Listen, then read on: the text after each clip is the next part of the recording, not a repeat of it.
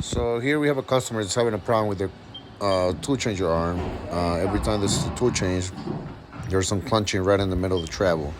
You can see it from the video right there in the middle. It makes some loud noise and it kind of stops for a minute.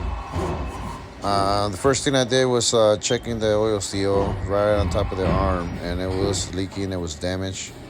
So I went and go ahead and replace it, put a new oil bearing cap on it. Once I did that, I went out there at the cambox, opened up the filter, and checked the level. So after checking the level, started adding some oil. You can see in the video here the level was really low. This cambox takes about 7.1 liters, and this one pretty much it was empty. You can see from here in the video.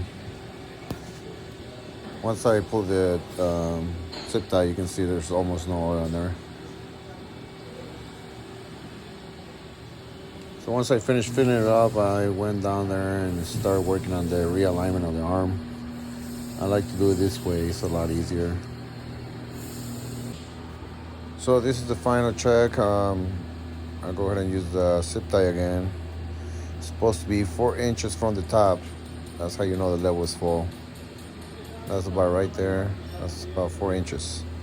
Once I was finished, here's a video of how the arm looked after adding oil and making sure the arm was lined up.